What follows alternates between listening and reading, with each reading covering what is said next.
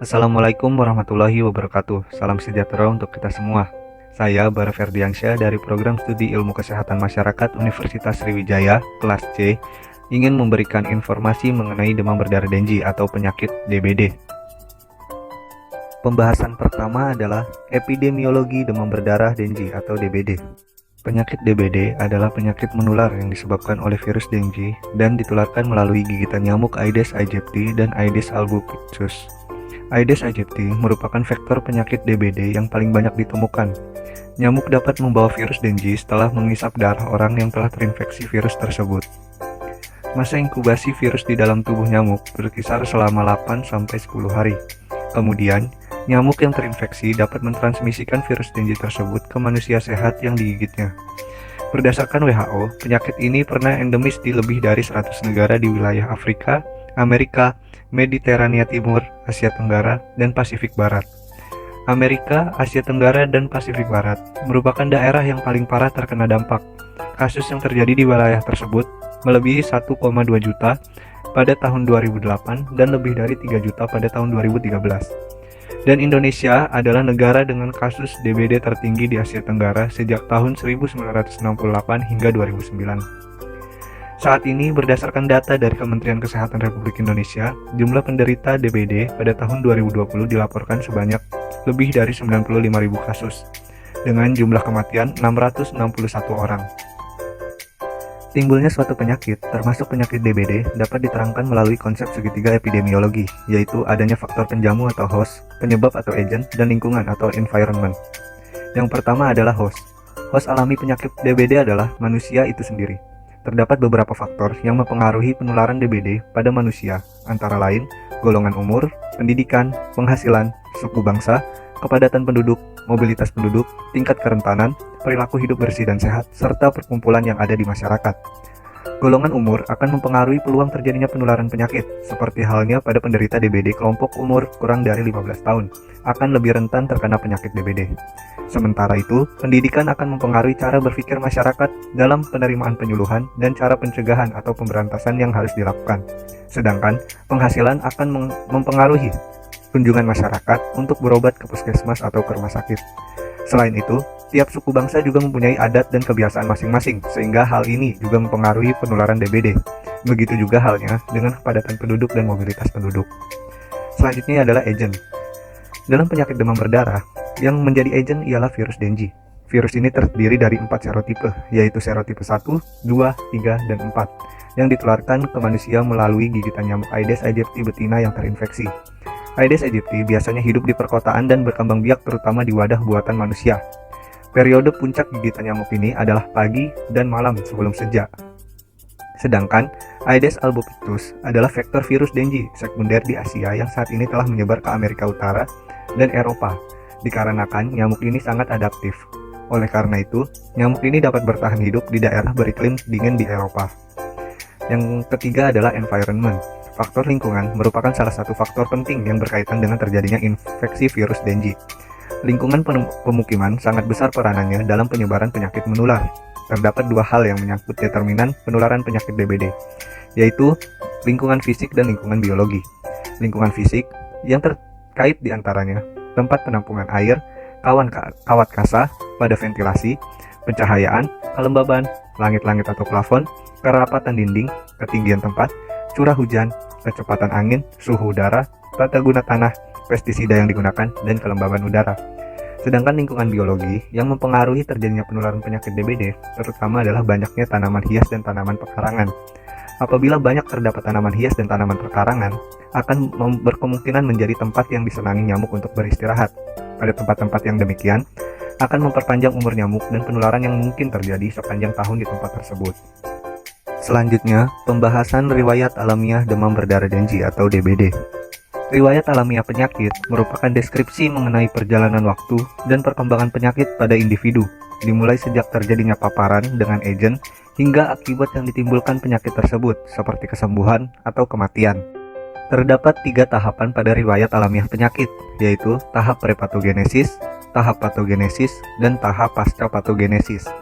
Pada tahap prepatogenesis, terjadi interaksi antara penjamu atau host dan penyebab atau agent berupa nyamuk Aedes aegypti yang telah terinfeksi oleh virus Dengue. Jika imunitas penjamu sedang lemah, seperti mengalami kurang gizi dan keadaan lingkungan yang tidak menguntungkan, maka virus Dengue yang telah menginfeksi nyamuk Aedes aegypti akan melanjutkan riwayat alamiahnya, yakni ke tahap patogenesis. Pada tahap patogenesis terbagi menjadi 3 masa, yaitu masa inkubasi, masa penyakit dini, dan masa penyakit lanjut. Pada masa inkubasi, virus Dengue dimulai dari hari pertama hingga keempat. Biasanya masa inkubasi virus Dengue berkisar 4-10 hari. Nyamuk yang terinfeksi mampu menularkan virus selama sisa hidupnya, dan manusia yang terinfeksi adalah pembawa utama dan pengganda virus. Meskipun bukan penular secara langsung, namun dapat menjadi sumber virus untuk nyamuk yang tidak terinfeksi. Selanjutnya adalah masa penyakit dini. Pada hari keempat setelah tubuh terinfeksi, si penderita akan mengalami gejala atau fase klinis dari penyakit DBD yang ditandai dengan badan yang mengalami gejala demam yang akut selama 2 hingga 7 hari. Dengan 2 atau lebih gejala diantaranya seperti nyeri kepala, nyeri otot, nyeri persendian, dan lain-lain. Gejala panas penderita di hari ke-1 hingga 4 rata-rata menunjukkan peningkatan di mana suhu badan mencapai 39 sampai 41 derajat Celcius. Trombosit juga mengalami penurunan pada hari ketiga dikarenakan pertempuran antara antibodi dan virus Dengue mengakibatkan turunnya kadar trombosit dan bocornya pembuluh darah, sehingga membuat sel-sel darah seperti trombosit dan eritrosit mengalir keluar. Yang terakhir yaitu masa penyakit lanjut. Ketika 4 atau 5 hari setelah penurunan trombosit dimulai, pada masa ini penderita demam berdarah akan mengalami kritis, di mana penderita akan mengalami suhu badan turun dan biasanya diikuti oleh sindrom shock Dengue atau Dengue shock syndrome (DSS). Karena perubahan yang tiba-tiba dan juga tubuh banyak kehilangan volume cairan plasma, muka penderita pun menjadi memerah atau facial flush. Biasanya penderita juga mengalami sakit kepala, tubuh nyeri di bagian belakang, nyeri otot, nyeri tulang, bintik-bintik pada kulit sebagai manifestasi pendarahan dan leukopenia, serta terjadi pembesaran hati atau hepatomegali. Dan juga tidak jarang diikuti dengan muntah yang berlanjut, suhu dingin, dan lembab pada ujung jari serta kaki. Si penderita DBD akan mengalami demam tinggi yang mendadak terus-menerus selama kurang dari seminggu, disertai infeksi saluran pernafasan bagian atas serta badan lemas dan lesu. Jika ada kedaruratan maka akan muncul tanda-tanda shock, muntah terus-menerus, kejang, muntah darah, dan batuk darah, sehingga penderita harus segera menjalani rawat inap. Apabila shock terjadi cukup banyak, dapat menyebabkan kerusakan organ, asidosis, metabolik, dan disseminated intravascular coagulation atau DIC. Sedangkan jika tidak terjadi kedaruratan, maka perlu dilakukan uji tourniquet positif dan uji tourniquet negatif yang berguna untuk melihat permeabilitas pembuluh darah sebagai cara untuk menentukan langkah penanganan selanjutnya.